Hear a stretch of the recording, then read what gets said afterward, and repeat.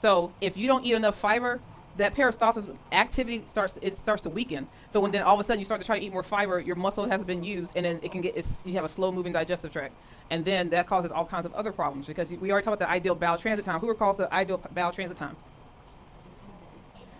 That means from mouth to anus, right? Thank you. 18 is ideal, so the range is 14 to 22 hours. So when it goes beyond that, you're reabsorbing all that waste back into your body and it's recirculating. That's what you don't want, okay? Huh? That's the bowel transit time. So from the time you put it in your mouth to the time it comes out, how long that takes. And who recalls a way to test your bowel transit time? A kernel of corn, because our bodies can't digest it. That's one way. Or eat some beets. Yes? Oh, go ahead, Sharon. Peristalsis. Parastalsis.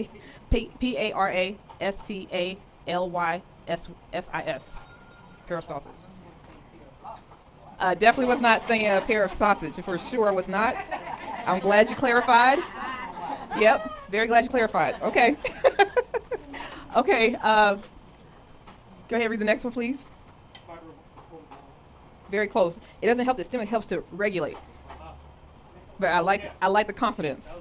Yes, that's a good one. Okay, so fiber helps to regulate bowel functions. It helps to reduce what and what? Cholesterol and triglycerides, and strengthens those walls. Yeah, I heard you. Okay, you must be the brother. Are you Alex? Are you the brother? Hi, nice to meet you. Okay. All right, in fact, Alex, go ahead. So, close. Okay, close. It helps to lower glucose levels. Yes. And it helps to lower blood cholesterol. Okay. That's good. Rebecca, you want me to read the next one? So that's the problem. So you don't want things to sit. So this is why, remember we said, is your poop supposed to stink? Okay, so when it starts to stink, it's because it's become putrefied in your stomach because it hasn't come out. It's been sitting there for too long, right? We've talked about that. So when you're eating enough insoluble fiber to help push those things out, and you have proper peristalsis to help push those things out, that's what's going to start regulating things better. And when you're eating cleaner foods, right, it doesn't have time to putrefy because it's going to come out like it's supposed to. So when you have a major meal, so if you have a breakfast and a lunch every day, you should have how many bowel movements a day? Okay, if you just have one meal a day, you should have how many bowel movements a day? Okay, all right. So if you're eating 3, 4, 5, 6 meals a day and you go 2, 3 days without pooping, traffic jam. That's a great way to say it, Ian. Back up, okay? It's 4:85 at 5 o'clock, okay? It's a problem, okay? So if that's not happening, know that stuff is putrefying. That's why you don't have to. I don't have to ask you. I know I can go behind you in the bathroom and know what you did. Okay, all right. So if you are comfortable with that, if you feel like you need poopery and all that stuff we keep talking about, that's a problem. All right, it is sitting there putrefying in your gut. Just think about it. Your body's what temperature? Okay, so imagine the food that you've eaten and you keep a lid on it at 98.7 degrees and it sits there for more than 22 hours. What do you think it's going to smell like? Why do you think it stinks when it comes out? Because it's not supposed to. It's in there for too long, and then what happens? Your body's going to reabsorb that to process back through again. And then that wears down your organs, right? Let's see who's next. Where were we? Ferment with bacteria. Okay, so who's next? Okay, Karen, it's job. 5%. 5%.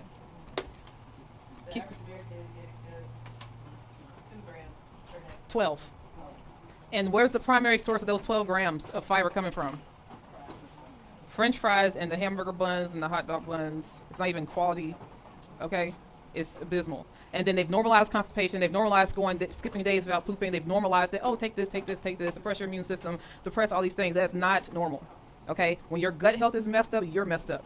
That's why they call it the second brain for a reason, okay? So it is very, if you, like I said here in this class, I never come here to force anybody to be vegan, all right? Because can you technically be healthy eating some animal products? Yes, it would be a lie if I told you otherwise, okay? You can. However, that's just the meat. That's not the dairy, that's not the eggs, that's not all the other crap, okay? You don't need another species breast milk. We talked about that, right? It is breast milk. It is meant for that animal's baby, okay? It's not meant for you. Okay, you wouldn't even suck your own mother's teat right now. So how are you going to do it from another animal's? Okay, it just baffles me. It baffles me. Okay, and once you just put some logic to it, it just, like I told you about the chicken periods and all that. That's what eggs are. Okay, a woman has a monthly cycle. We pass an egg. That's what that chicken egg is as well. Okay, all right. So just don't you. We in this culture have separated ourselves from food. We don't grow our own food anymore, so you don't know how your food is made. You call things different things like filet mignon, you don't know what part of cow it comes from. You know nothing. And then you separate yourself from it. Then you don't go to the slaughterhouse and watch the animal be slaughtered that you're going to consume. And then the package of meat that you purchase from a CAFO lot, it's all different parts of many different animals in that package of meat that you're buying for $2 a pound because it's subsidized by the government. Okay, and then you say, it's too healthy to eat expensive. It's too healthy, it's too expensive not to. You either pay now or you pay later. That's what it comes down to. And you all know my main thing, especially if you're a vegetarian or vegan, you need to be organic. Okay? Organic. Who can tell me why? Because I can't ever leave a conversation about stressing the importance of organic. Right. The glyphosate or Roundup that is pervasive. Okay? That is something that the more plant foods you eat, and when you're masking, you're eating that because, man, plants can't poop, plants can't sweat, plants can't pee, right? It has to come back out through the root system, right? So when it's been sprayed and sprayed and sprayed, and they say, oh, it's not going to do anything to you. Yes, it does. It kills everything. All right? Glyphosate is organic. Okay. And can you wash the pesticides away if you want to cheap out and buy conventional? And why is that? It's in the plant. It's GMO ready crop, right? Remember, I've shown this to you all before. I've always talked to you. This is a plant cell. The difference between a plant cell and a human cell, you see that large thing? I don't know if you can see it there. That large thing in the cell that we don't have as humans, it's called a vacuole. Normally the water and sugar is stored there, but when pesticides and other things come up into the thank you, baby, come up into the plant that alters its pH that would kill the plant, it stores it there. So then when you chew on that food, then you're eating it. So you're washing off whatever's on top, that's fine, but the stuff that's in that food, you cannot wash off, okay? And that leads to all sorts of problems, all right? Last part I want to talk about before we get to our little assignment, a little thing here. Actually, we'll just go ahead and skip to that. All right, so we have per table it should be like 4 and 4 per table. You have a little assignment that you're going to work with 3 or 4 people on. It's like a mix and match. Everyone see that? Okay, and I have some glue sticks, or they're not passed out. Have some glue sticks. So what you're going to do is try to match up the word or the picture with what you see on the side. And these will be a list of high fiber foods, so you can take it with you and keep that in mind. So when you're eating all that stuff over the holiday break, right, you can say, let me include some high fiber foods to help myself and get this stuff out my body. All right, that's so you have a visual representation. Yes, ma'am. Yeah, speak a little bit louder, please. Hey, Annie. Yes. What was that you told me about the original use for pesticides? The original use for pesticides was war. It was made for wars used to kill and harm, and then it was banned. And then they turned it around and slowly started letting it to be used as a pesticide to kill off vermin for plants. Thank you, Damon. Did I answer your question? I did? Okay. Oh, okay. Hey, Amy, can I just add something to this? Please. Given the fact that she mentioned glyphosate, which has proliferated about 75% of the U.S. food supply, we have a glyphosate solution here. It's probably the most important product in the product line. It's called Biomedic, gut microbiome. It has a human clinical to reduce glyphosate in your bodies by 74% in 6 weeks, and lower C-reactive protein, which is the inflammation marker. Okay, disease begins in the gut. The majority of everyone I'm looking at right now has glyphosate in their system. I'm sorry to say. I've been using the product for 6 years, and it's dramatically improved my digestion, and I'm super conscious and I'm healthy, but there are certain times that I would eat something and I would get bloated. I think, how many people have gotten bloated? How many people would like to see that go away?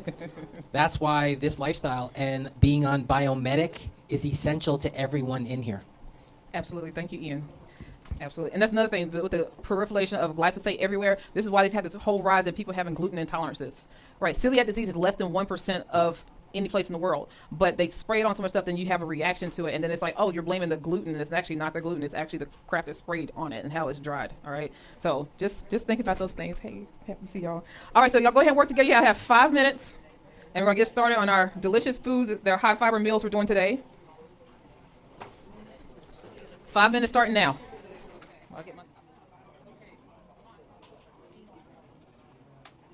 Okay, guys, 5 minutes is up. 5 minutes is up. All right, let's pick a table captain at each one, so I don't, decide who's going to speak. Okay, so we'll start here at Rebecca's table. Okay, what's the first answer? What's special about avocado? Look how much fiber is in avocado. Yeah, that's so awesome, right? If you try to eat an avocado a day, so good for you. Okay, who's next? Sheila's table, Vonnie's table. There we go. How much fiber is in that? Isn't that amazing? And just a pear. Yeah. Okay, Ali's table. What's next? How much fiber? Grams per cup, right? And that's so easy to eat a cup of berries and get all that. And how many grams of fiber should you have per major meal? For me, 12 to 15, but United States says 8 to 12, yes? So you see how easy it is to get that? Okay, and how many meals does the United States say you should have per day? No, how many grams of fiber? Just, they said, we 20 to 30 a day is what they say. Okay, but as you can see, it's very easy to get it if you're conscious of eating high fiber foods, right? Which you'll do over your break, right? Yes.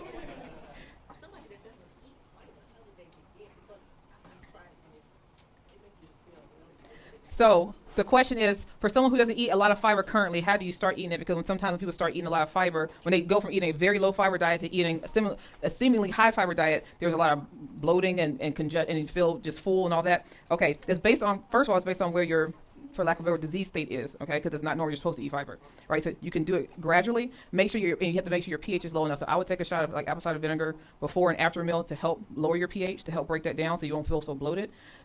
Make sure you drink plenty of fluid. When you increase your fiber, you have to increase your your hydration. Okay, otherwise you'll be constipated. So you cannot eat all this fiber and then drink a little cup of water a day. Okay, and Cokes and all that crap does not count. All right, I'm talking about herbal teas, unsweetened preferably. Okay, I'm talking about water or H3O2, so water with like berries in it, something like that. Structured water. That's what we're talking about primarily. Smoothies, juices. Okay, and we've got electrolyte water. Yes, a little pinch of salt in it. Hey, Or Enid, any of these Purium shakes. do they know what pH is? How many people know what pH is? Tell them. Okay, it stands for potential hydrogen. Okay, your blood has a pH of 7.2. The ocean has a very, very almost identical profile of your our blood. blood. Now, most of the diseases are very low pH because most people are acidic because the standard American diet is acidic. Very. An animal-based diet is acidic. So potential hydrogen, pH, healthy hydrochloric acid in your stomach will help you digest along with proper And absorb. and absorb. It's all about absorption. Yeah. It's not what you eat. They say what you already eat is what you absorb. Okay? That's what you'll hear a naturopath say anyway. Okay, I got on my little soapbox real quick. Who's next? Okay. Oh, so that's what you want to answer your question. Yeah, that's the thing. So do it gradually. Like certain foods, like we're going to do like a bean dish today. We'll talk about beans, how to make them easier for people to eat, and why people have some problems with that. But in general, your pH is not low enough in your stomach. And then also the muscles are weak because you haven't had fiber to build up the muscle to push things through. So just be gracious with yourself, right? You didn't get there overnight. Just be gracious and know you're supposed to eat the fiber. Your body's designed for it, but you got to get that muscle going and make sure you have a low enough pH and that you're properly hydrated. If you do those three things, it's unlikely that you'll have a problem. If you still have a problem, then talk to someone like me or some professional in your healthcare circle. Okay. I like that. Okay. With Chandra's table. Next. We just did berries, so what was next? How much fiber? And did y'all know this stuff? Did y'all know this stuff had this much fiber in it? Okay, hopefully it's a little bit eye-opening because that way, even if you run amok over these next 2 weeks, if you're conscious about these high fiber foods, it will help. It's going to really help you get back on track, okay? Which is the whole point of our conversation today. Figs. And how much fiber per cup in figs? Isn't that amazing? 14 and a half cups of fiber in figs, particularly the Black Mission figs. Yeah, particularly those. Okay. Tone's table. Okay, how much there? It's a lot. Rashadat's table. Okay. Angela's table.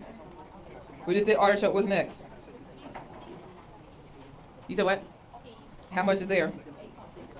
That's right. And you'll see a lot of pea protein in a lot of things because peas are very high in protein. It's very easily absorbable. A lot of people don't have any reactions to it. So you'll see a lot of particularly vegan shakes and things that are made with pea protein. And even the Beyond Meat is made with pea protein. So you'll see that because it's easier. It's not a lot of allergies to that. Huh? We skipped a page? Oh, okay. I was like, huh? Okay. We're on page 2 now. Okay. So go ahead, Alex. What's the next one? Okra. And how much there? Awesome. And Vonnie's table, what's next? Okay, how much there? It's so easy to eat a whole butternut squash and get a lot of fiber. Okay, Letitia, what's next? Okay, how much there? Okay, and Lauren's table, what's next? Turnips. Y'all know what they look like? Yes. Not necessarily waxy though, but yes, round with the. Okay, you'll have the pictures. I'll have to pass around so you can see what it looks like. Yeah. This is specifically the butternut squash, but other squashes still have a lot of fiber in too. But just this one has, and it's the most common squash outside of like zucchini. Yeah. Butternut squash. Yep. Okay. What's next? We just did turnip, so next is black beans. How much per cup? Okay, that's excellent. That's excellent. And JL, what's the next one?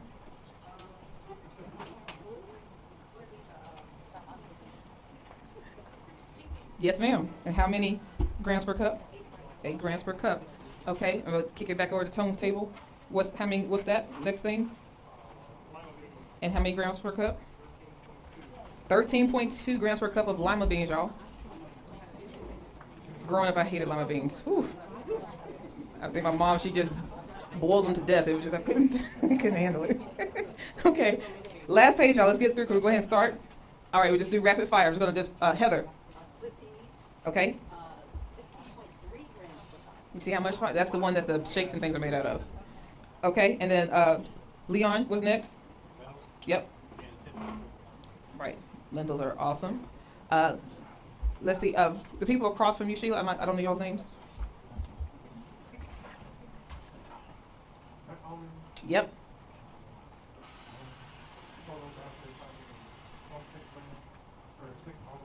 Right. And who eats just 6 almonds typically, right? So I have small hands, so this one handful is half a cup, right? So you should kind of measure your handful to see what you are. But if I scoop something, it's a half a cup. So it's a lot of fiber in that. So it would be more than 6 little almonds, okay, or a handful of nuts, okay. All right. Let's see. Who else have I called on? Who's avoiding eye contact with me? There you go. You. There we go. You're next. Walnuts. Yes. How much? Walnuts, total dietary fiber, 1.9 grams per 1 ounce. Per 1 ounce. Again, so that's nothing. Same like little 6 almonds, right? So it's still a lot of fiber in the nuts and the seeds. Okay, that's good. Helen, what's next?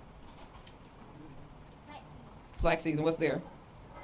3 grams per tablespoon. So in 1 little tablespoon, you get 3 whole grams of fiber, right? So that's why I like to sprinkle it on salads, sprinkle it into oatmeal, sprinkle it into chia seed. Just put it everywhere. You use the flax eggs. You get all that in just 1 tablespoon. All right, it's not hard to get the fiber, y'all. You just have to be conscious of it. Okay. All right. Who else hasn't gone? Lauren, did you go? Lauren, go again, Lauren, if you haven't. What's next? And how much?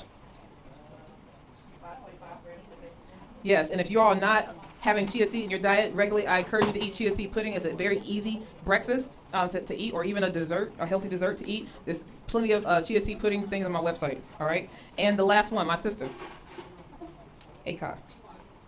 And how much? Per cup. Okay. And remember, quinoa is also quote unquote complete protein.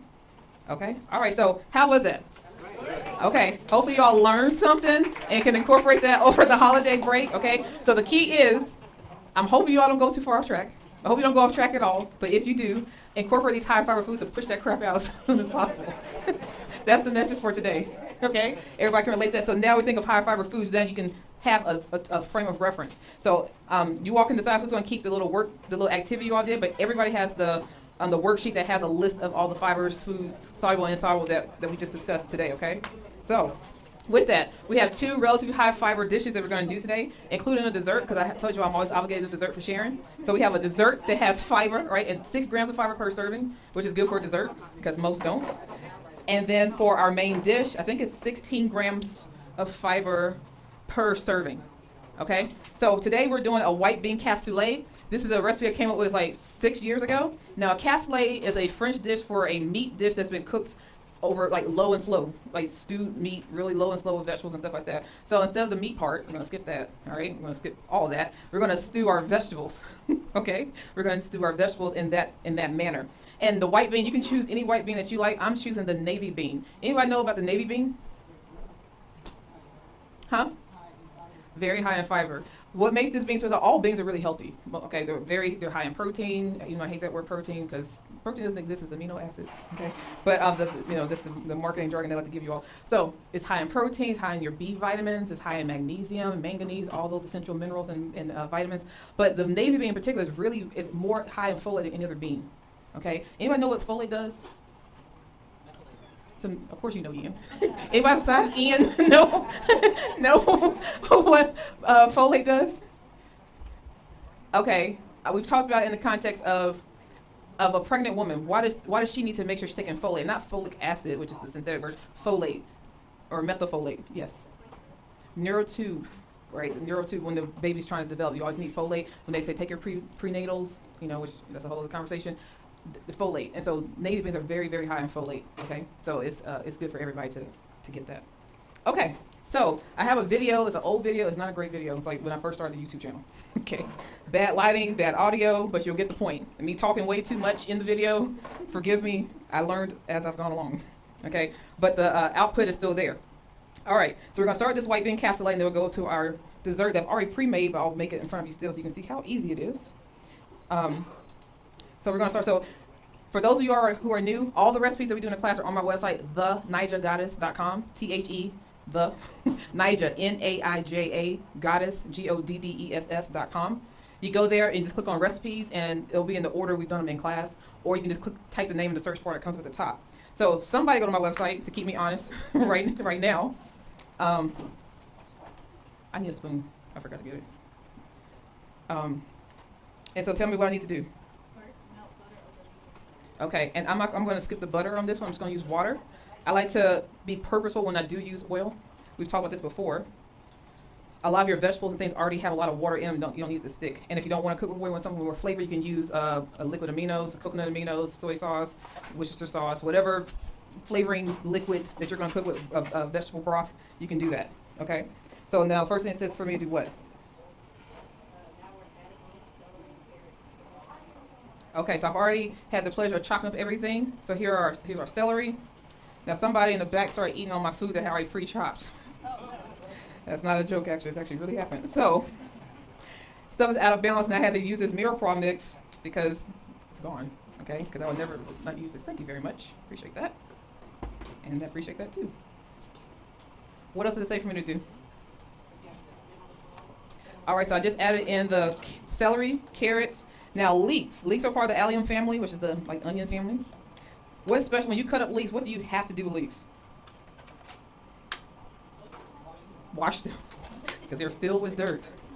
Okay, they get in between the layers. All right, that's not a step you don't want. Start to taste something gritty. You're like, what is that? It's dirt. Okay, so let's try to avoid that. Okay, let's try to avoid that. Leeks, L-E-E-K-S, and then we have parsnips. Everybody familiar with parsnips? It looks like a white carrot. Very, very good. When something is naturally white, who remembers what antioxidant is present, typically? Okay, not all at once. Ooh, y'all are overwhelming me. Quercetin. And what is quercetin good for? Huh? You're super close. Essentially, yes. Essentially, yes. Yes, so it's a natural antihistamine. It's nature's Benadryl, okay? So it's present in onions, particularly right underneath the skin, so you shouldn't be peeling off too much. That's where it's most concentrated. That might be, my pot's a little small. What else does it say I need to do?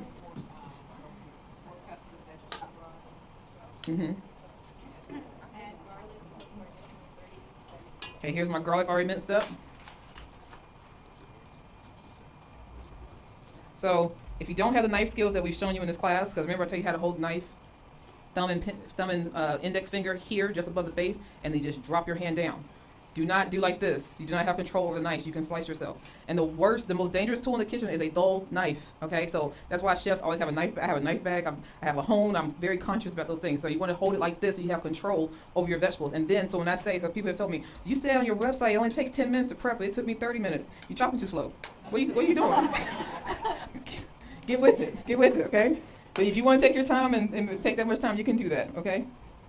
Yeah. Any liquid that you're cooking with. Veggie broth, liquid aminos, coconut aminos, soy sauce tamari. Tamari is just gluten-free soy sauce. Whatever you're cooking with, that's going to match that flavor. Vegetable broth, whatever you're cooking with. Okay? What else does it say to do now? Now we'll add native beans, broth, rosemary, thyme, and the bacon. Oh, yeah. Can you tell Dumar I get the rosemary and thyme out the refrigerator? Yeah, thank you, Dakari.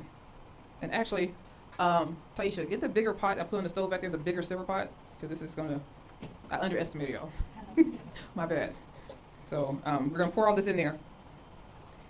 And then what? Because you see this is relatively easy. So we'll just cook these down so they're not so hard with the broth. And this is just better than bouillon, no chicken broth. Mixed in water, just so it wouldn't just be all stuck together how it comes out all clumpy. Better than bouillon in a glass jar. They have the no chicken and the no beef, organic. Right, so that's what we use.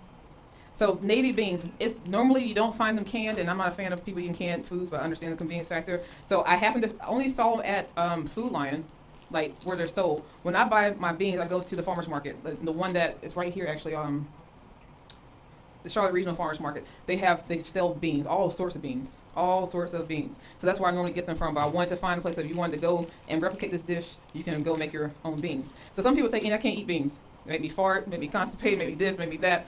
Okay, it's a couple of things. It's a couple of things with that. One, navy beans, and I picked it, it's one of the most digestible beans. It's a small bean. It's easier on the stomach, just in general. Okay, just the way its molecular structure is. Second thing with navy beans, the second thing with just beans, period, you need to soak your beans. And then if you want to help reduce any kind of digestive issues you may have when you're soaking your beans, put a strip of kombu, which is a seaweed. Put a strip of kombu in there, and it's the same thing it does in the ocean. It'll soak up all those lectins and soak up all that stuff that you can't digest. And so when you rinse off your beans and then you go to cook them, it's going to be far more digestible when you've soaked them and you've added that strip of kombu or any other seaweed. Yes. You got the thyme and the rosemary in the fridge? Thank you. KOMBU. Yep.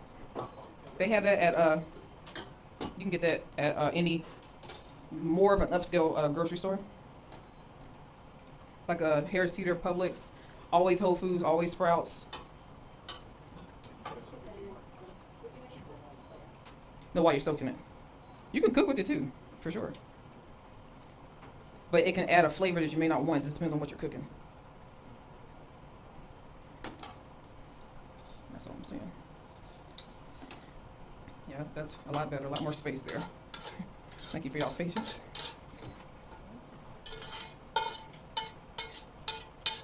All right. This over here. All right, now we're working with something. I'm going to go ahead and just add everything just so we can keep things moving. So this is about 6 cups. I tripled the recipe from the website of beans.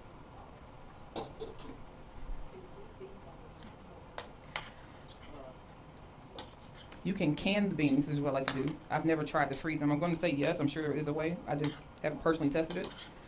So when you cook your own beans, you can can them and they last forever. And they taste so much better. The texture's so much better. It's just, you can't go back to canned beans after you do that. Try to get all this marinade out of it.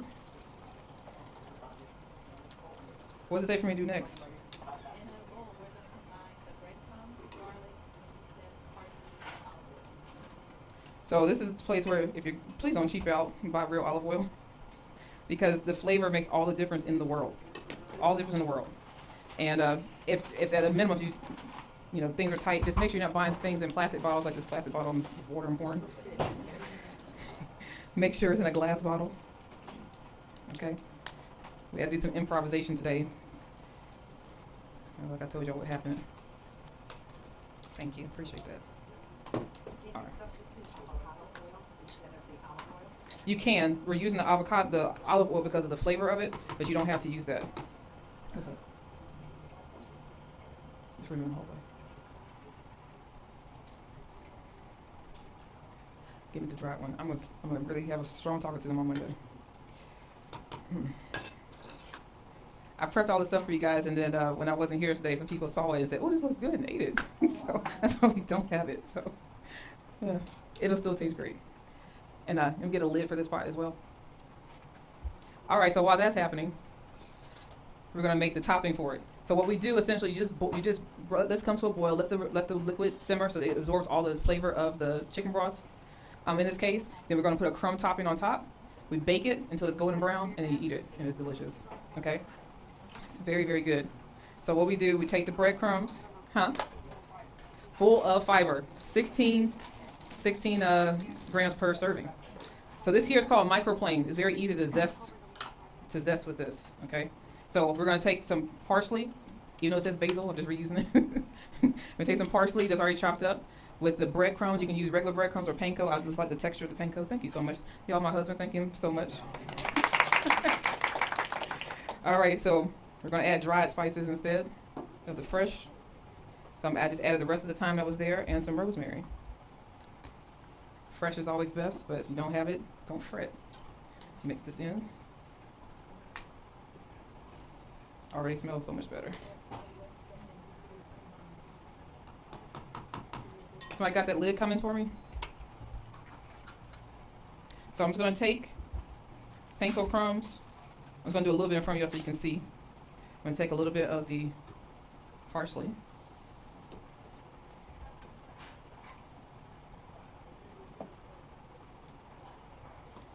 I'm gonna take a little bit of lemon zest.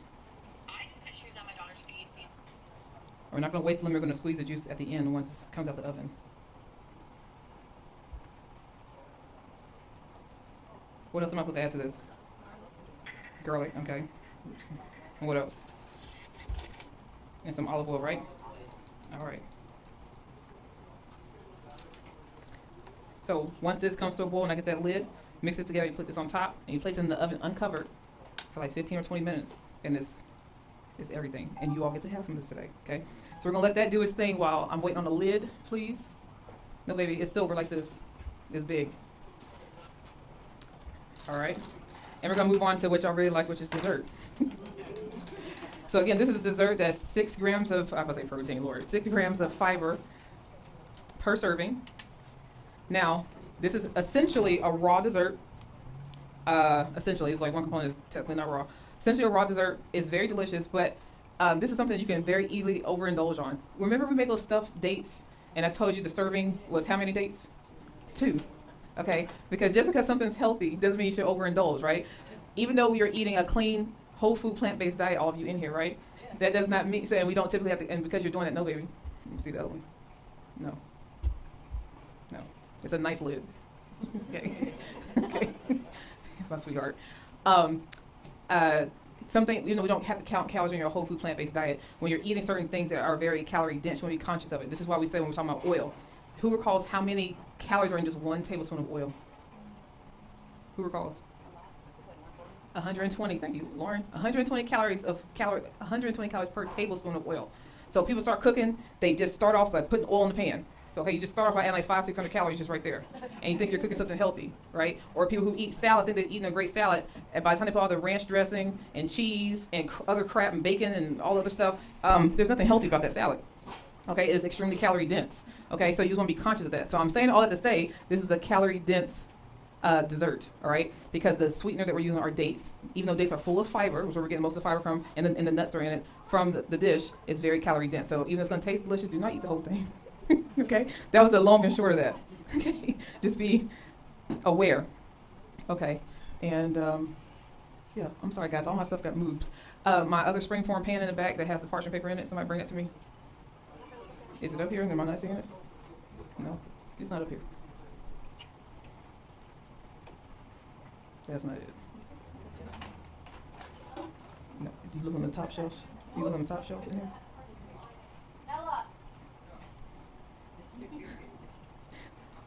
The things I could say, but I won't. Okay, so we talked this before when we're doing baking. As a person who went to culinary school to be a pastry chef, you don't do things like they'll say, oh, 1 cup of this, 2 tablespoons of that, and then when you go home and make it, you're like, it didn't come out the same, it didn't taste right, the texture was different. You have to weigh everything. Okay, if you want it to be exactly like you had it, and you want to be able to repeat what you just had, you need to weigh out your ingredients. How many people have a kitchen scale at home? How many people use the kitchen scale at home? No?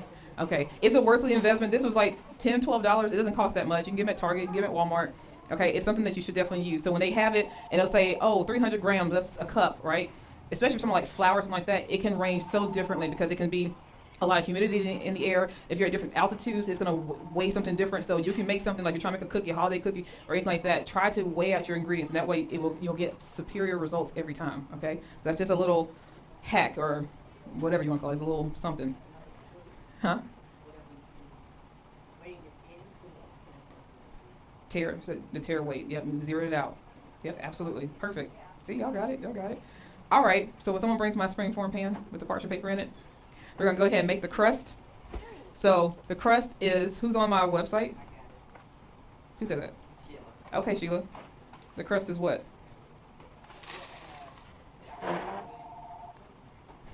the crust. Yep. And the other thing that made this recipe indulgent that you can leave out is the coconut oil, the virgin coconut oil that's in it. Right? It makes it feel more indulgent, makes it feel more like a decadent dessert, but you can leave it out, which will lower the calorie count on it. Okay? Do I need to go back there? Is a blue spring form pan has parchment paper. You saw me do it. I seen it, but I don't see it back there. Y'all. Did you check the wet kitchen? No, I didn't bring it up here. No, it's back there. Okay. Those aren't big. It's silver. Thank you. Appreciate that. Okay, anyway, we're gonna roll with it, y'all. Okay. So in the crust, we have the cashews. Now you can make this nut free. You can absolutely do this with pumpkin seeds. You can do it with sunflower seeds. As a person who used to have a nut aversion, I did everything it said, almonds, or anything. I did pumpkin seeds or sunflower seeds every single time. You can do sesame seeds, whatever you like.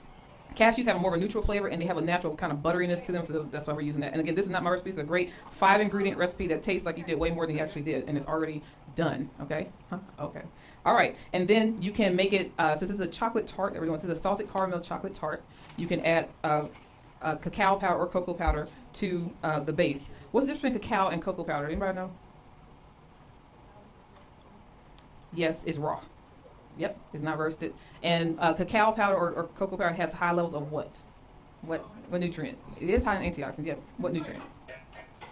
Magnesium. Yep, magnesium. Oh, not even plugged in, my bad. Okay. All right, so we're gonna just post this.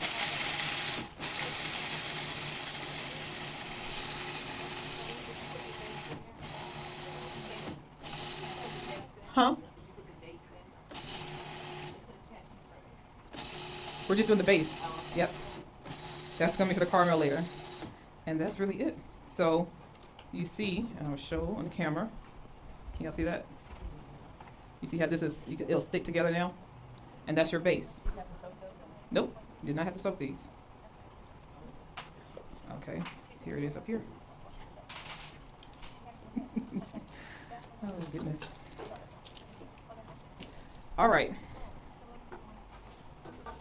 So this is a spring form pan. Everybody's familiar with that?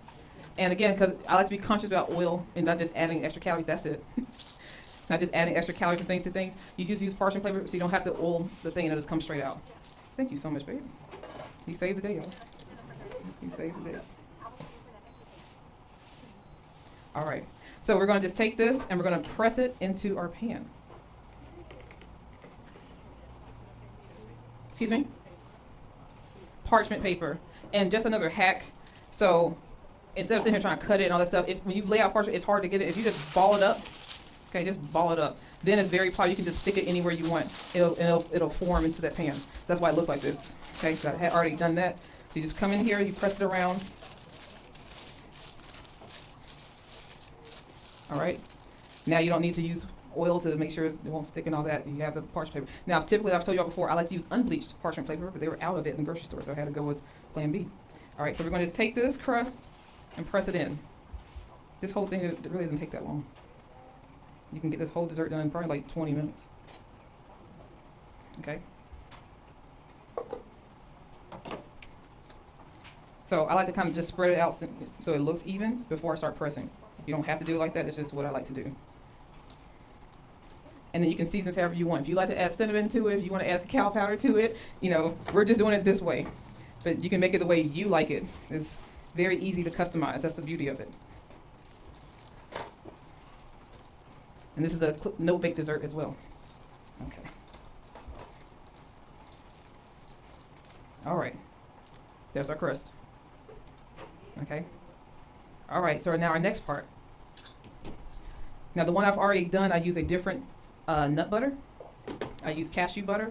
And this one I'm going to use ground nut butter which is like a peanut butter, but it's native to West Africa. So I've already measured it out. It's our 2/3 cup, or what, 150 grams, or whatever it is. Nut butter. The question is, what is nut butter? When you take like the cashews we just had, and you just keep grinding and grinding and grinding, it becomes a butter. That's how you get peanut butter, almond butter. It's just crushed, ground up nuts or seeds. Right. Right. So the other one I did with cashew butter. This one right now I'm doing with the ground nut butter. All right. So now I'm taking essentially a cup of dates that I've pitted already. Taking this ground nut butter, which is, like I said, very similar to peanut butter. No, this ground nut is native to West Africa. So, like on Fridays when I do Afrobeat Friday here, I make a ground nut stew. It has a thank you, Rashadat. And so it's a ground nut that's very similar to the American peanut. It's like a cousin to it. Right, but I would just stay safe and eat the other one, the one that's already done. Okay, then we have a half cup here, and this can be omitted. This part can be omitted, the extra oil, the coconut oil. All right, so we have that. Did I miss anything? Okay. Let's see if we need the water. And we're going to pulse until it basically becomes a ball. And we're going to just press that on top. This is our caramel. Okay, this is a date caramel. So many ways to do date caramel. You can add cream, non-dairy cream, or milk to it. You can add vanilla extract. You can add whatever you want to it. So this part will take a second while it processes. And while this is happening, hey baby, you get the tart out the refrigerator? I know it's time for y'all to have a snack. Yep. I might need to add a little bit of water to help it along.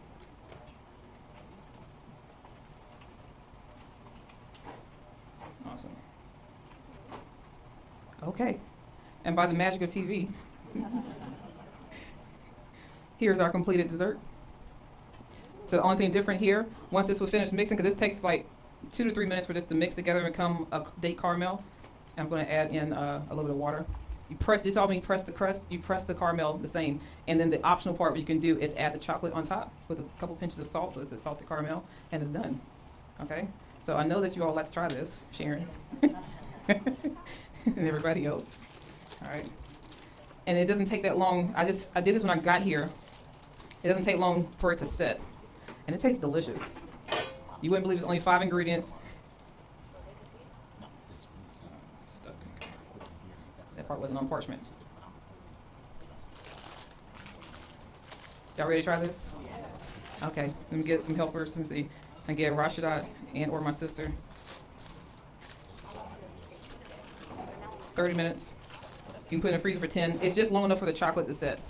And of course, this is dairy-free chocolate. So in this case, I just used the Toll House morsels and melted it. Y'all can take, huh? Which mean the cashews? Yeah, I use this one with cashew butter. I use this one with ground nut butter. Yep. So y'all can take this. Enough pieces for everybody. While we're doing this, okay? What do y'all think? Okay. Very, very, very simple. Because you can cut right away. You can put this in a brownie pan. You can put whatever pan you like. I like to use springform pans as much as possible when I do desserts because when it comes apart and it's easy to go ahead and start slicing or whatever you need to do for serving. So, but you don't have to. You can actually just do this in a brownie pan. That's probably more like a 9x9 or 8x8. Yep, you can just do that. What do I call it? You know, I said a 5-ingredient chocolate salted caramel tart. I can't wait for y'all to taste it. So that's coming out right now, so y'all can pep back up while we're waiting on this thing here.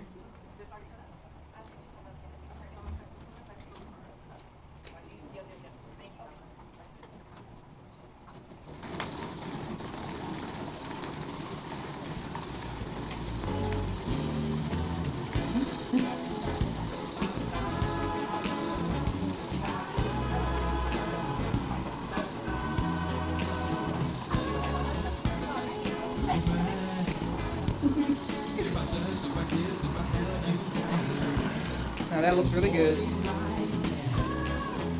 This is one of those desserts that tastes great, but it's not too sweet. But it's sweet enough for everybody's palate. All right, do y'all see how that's coming together like a ball? Can y'all see?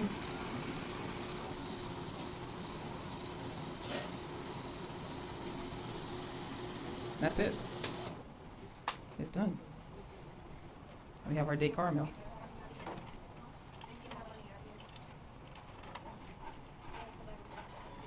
Now, personally, I'm not like a fan of chocolate, right? So I can always do without it. And I would use, in place of the nut butter, I would use perfectly tahini. I love this. I love the taste of tahini with dates. And then I would do like a tahini drizzle instead of a chocolate drizzle. Now, for the chocolates, like I said, I just melted some morsels because I already had those here. But a really great way to do a quick like chocolate sauce, if you don't have it at home, I hope you're not using like Hershey's or anything like that, right? With the hydrogenated oils and all the whatever I don't want to think about. You can just take cacao powder and like maple syrup and mix that together and you have an instant chocolate sauce, okay? Then you can add water to thin it out or just add more cocoa powder to thicken it up. And can make it as sweet as you want. Or agave, whatever natural sweetener that you like to use that's like liquid. So that's a really easy way to do a quick little chocolate sauce that you can just do a little drizzle on top. I did a coating for it so you have the texture, the chocolate will snap because I temper the chocolate. And then you've got the gooey part of the caramel and you've got the base. So there'll be different textures to it. So like I said, I personally just don't care for chocolate like that. So. But that's the way to do it. Y'all got that? Okay. So now we're going to take our crust while they're dicing up y'all's dessert, and we're just going to put it on top. Now the coconut oil that we added to it, thank you, babe. The coconut oil that we added to it, when you freeze it, it's going to help it to like stay together. And again, you can omit the coconut oil or use less if you're calorie conscious or if you're, okay. You can. This freezes very well. Just all you have to do is let it thaw, or just come to room temperature, and you can serve. This stays well in the fridge for about a week. This recipe, like I said, this is not my recipe. This was actually premiered on the Today Show with a very famous vegan YouTube. They're twins called the Happy Pair. I don't know if y'all know the twins, and I think they're from here. I think Ireland, and they came up with this recipe. This 5-ingredient recipe. I really like them. And they're all whole food plant-based. So in addition to the Naija Barbie YouTube channel, you can check out their YouTube channel. They have amazing recipes. They've been doing this for 20 years this year. And this is one of their top recipes. And like I said, they just did it on the Today Show. And they all seem to love it. But they always say that on those shows. So, but they genuinely seem to love it. When I tried it myself, I said, oh yeah, this is really good. It's very good. So now you see we have this layer of caramel. And so anytime you eat a tart, anyway, it's a very small serving because it's always very decadent, right? So this is no exception. So even though it doesn't have all the refined sugars and things like a lot of other tarts would, you still want to be conscious that you're not overindulging, okay? But you can have a little bit of an indulgence if you're doing a holiday thing, if you know you're going to just be aware, just be mindful. That's the whole point. And that's it. It's so simple. And if you like chocolate, you can put a chocolate coating on top. I don't know if I'm in the camera or not. Okay, there I am, okay. You can put whatever topping on it that you like. Okay, and here they come with it. So I'm going to just put this in the fridge. Thank you, babe. Appreciate that a lot. So what we're going to do, can't wait to get y'all's feedback on it. Now it just came out the refrigerator, so ideally you want to kind of let it come to room temperature, but let's see what y'all think. It's exactly what we did, except for it's with cashew butter instead of ground nut butter. Yeah.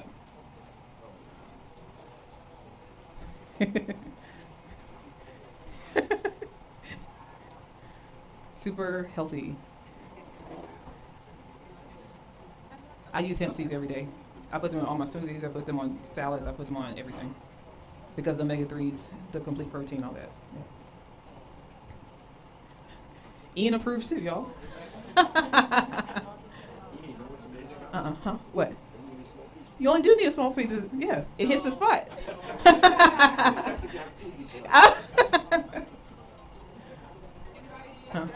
What?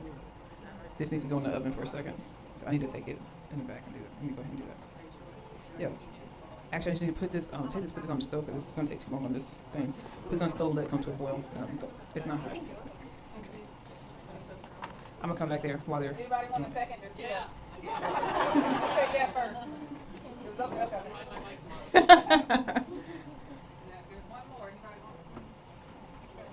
I'll try one. Oh, Tone. Okay, go ahead, Tone. Everybody seems to like it. I say I don't usually get 100%, but this is 100%. Cheering? Okay. Oh, thank you, baby. The dates, remember, they're mixed with the nut butter, so it changes, it modifies it. Yeah, it's just there as a sweetener. So this is guilt-free, y'all, and you're getting healthy fats. You're getting the 6 grams of protein. 6 grams of fiber. 6 grams of fiber. So for your holidays, maybe this is a dessert that you can add. And you see it's easy as no bake. You can make it in advance, and it'll still be good. Yeah? Y'all, what y'all think? Huh? Okay. It's on the website. Okay. Yes, ma'am. 5 ingredients. Okay. Okay. Okay. Any questions? Yes, Allie.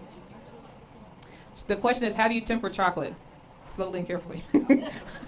So, the easier way when you're tempering chocolate, you add just a little bit of coconut oil to help as a stabilizer, and you want to reduce it slowly. You want to heat it up slowly. So it's in the pastry what's called bain marie, which is a water bath. So you put the chocolate like in a glass container like this, and then put it in a pot of water, or you can do it in a double boiler, and you want to very gradually, the water should just be barely at a simmer, and you just stir and keep stirring. And you'll see it turn like a shiny consistency once it's melted slowly.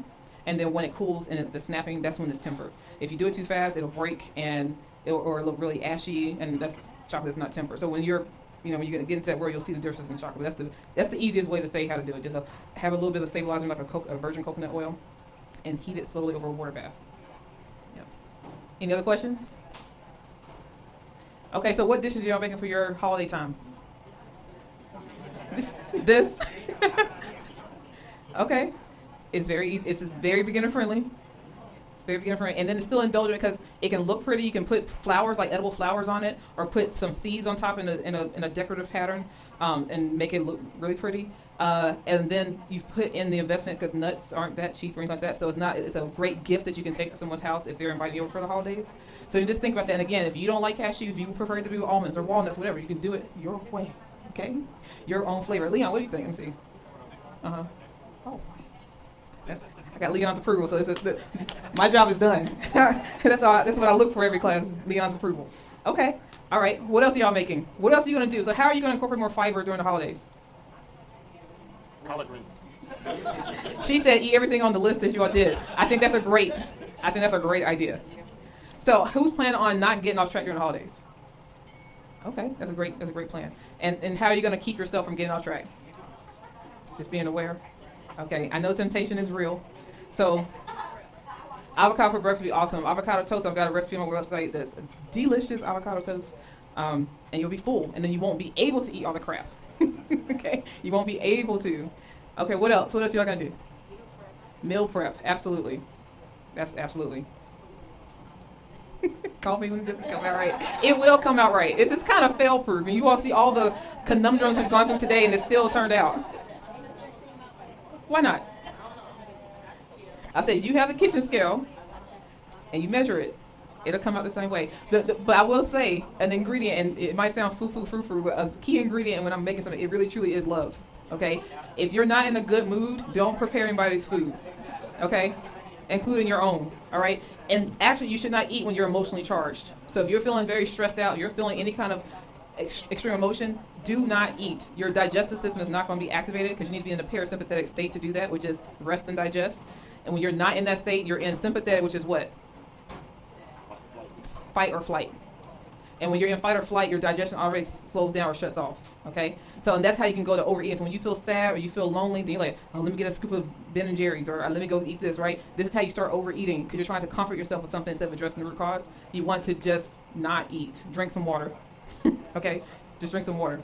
All right, that's very, very, very important, especially during this time of year. I know, like, for me, December is very hard for me. It's my birthday, it's Christmas, it's everything. It's everybody's birthday. My dad's not here with me. And I just struggle every December, right? So then it's easy for when a lot of people always pass away during this time of year, you know. So this is the time of year people start, and then it's like, oh, well, I don't have to worry about getting a bikini right now. It's not 80 degrees outside. So it's okay if I gain 10, 15 pounds. Just don't do it, right? Try a different approach. When you're hungry, most of the time you're probably thirsty. All right, we've talked about that before. And when you feel particularly any kind of grief or any kind of extreme emotion, don't eat. Okay, because if you're sad, you're gonna eat this whole tart. Okay, because when you're normal, you might want to eat the whole tart, but when you feel like that, you're gonna want to eat more, and then you're gonna say, "Dang!" and then you're gonna eat more, you're gonna eat more, and this is a slippery slope. Okay, any questions on that? Yes. Oh Lord, I should have said that. Anyway. Anyway, yeah. So this you just don't want to just be mindful of those things. Okay, make sure you're very hydrated. So when you're increasing your fibers, you start feeling bloated, or you feeling like this is too much. Make sure you're properly hydrated. And if you're properly hydrated, you're drinking how many fluid ounces a day of hydration fluid? How many fluid ounces? Half of your body weight, ideally. And there's exceptions to that, but in general, half of your body weight in fluid ounces. Okay, not sweetened beverages. Okay, that does not count. That is acidic to the body. Okay, and then I just want to make sure we talk like Ian taught the pH and all that. So it doesn't mean that everything that you eat has to be alkaline, because your body does need acid. There's a lot of acid. Your skin is acidic, right? So that it can, the vagina is acidic because there's certain things. So your stomach is acidic. There's certain things that are supposed to be acidic. So eating a small amount of acidic foods, like most beans, are acidic on a pH scale. Okay, doesn't mean you shouldn't eat beans. All the centurions eat beans, right? But it's making sure you're eating mostly fruits and vegetables and whole grains. And so it'll be alkalizing overall, so that you're slightly alkaline overall. That's what you're aiming for. Okay, so it's not like someone said, "Oh, this is acidic." That doesn't mean it's bad, right? Lemons and limes are acidic, but it's alkalizing to the body. So you have to know how it reacts in the body. And if you don't know these, don't take these free little tidbits off of YouTube and run with stuff. I see so many people make this mistake. They hear one little clip that sounds convincing, and next thing you know, I might eat that anymore. I can't do this anymore. You don't know what you're talking about. Okay, that's not how the body works. It's not how the body works. Talk to someone who's studied it, research it on your own, and don't just run with a little short or a reel or whatever, a TikTok that said something. Okay. Any more soapbox items for me to get off of? Okay. Huh? I know during my Thanksgiving holiday, because I did start the UFC. Yes. It helped a whole lot. Because what happened, because it had so many things that we need, it kept me full longer. So you weren't snacking? I drank my water. That's right. Not snacking. Notice I haven't got my coffee. Yeah, you have not. Yeah, true. And it's so true, because it's when our body gets what it needs, you don't be hungry. You do stay full. And I found myself being full. It's like, okay, I didn't even eat today. So I had to kind of say, what did I eat? Make sure I did it. You need the balance. Yes, you still need the balance. Thank you, Letitia, for sharing. That's amazing. It is very, very true. So like having the shakes, those green shakes like this that you see here, every morning having that blood cleanser, that chlorophyll to help cleanse the blood. And when you have all your proper micronutrients, you don't feel hungry. You don't want to snack. You don't want, if you're constantly grazing all the time, either it's an emotional issue that you have going on, or you just are nutrient deficient, as most Americans are. Okay, and it has nothing to do with you being vegan or not, because they'll say vegans are deficient in B12 and vitamin D, and I'm like, when I wasn't vegan, I was severely vitamin D and B12 deficient, was on supplements, right? Vegans don't, the supplement market is not for vegans. The supplement market is for all of you all, okay? Because most people are deficient, but they want to blame it on the vegan diet. It has nothing to do with that. And like I hate to use the word vegan, because it just means you don't eat dead animals, but you eat a lot of other crap with it too, okay? So just be aware, just be conscious of those things of where am I getting the balance. That's why I encourage you all to use Chronometer to look up to see, are you getting all your, where are you getting your micro, where are you getting your fibers? The question. Instead of people saying where are you getting your protein, because they know none of y'all protein deficient, okay? You don't know anybody that has protein deficiency. I always talk about that. But where are you getting your fiber? When only 5% of Americans on each day are getting their fiber amounts, okay? That means 95% aren't. Where are you getting your fiber? Then we can start, where are you getting your micronutrients? Where are you getting your iodine from every day? Where are you getting your selenium? Where are you getting your B vitamins you pee out every day that have to be replenished? Those are the questions you should be asking. Stop asking about the macronutrients. You're getting plenty of carbohydrates. You're getting plenty of protein. Okay, you're probably not getting enough whole fats. You're getting enough of the crappy fats, but you need to get more whole fats like avocados and nuts and seeds. Those are the kind of questions you need to ask yourself every day. Okay? That's going to be a whole soap I want to take us over. So, Ian can probably talk for the next 5 minutes. I'm going to go finish these beans and serve you all if you want to stay and taste the bean dish. And with that, if there's any other question before I turn it over to Ian. Yes. Okay. Well, let's give Ian a round of applause for the presentation. Thank y'all.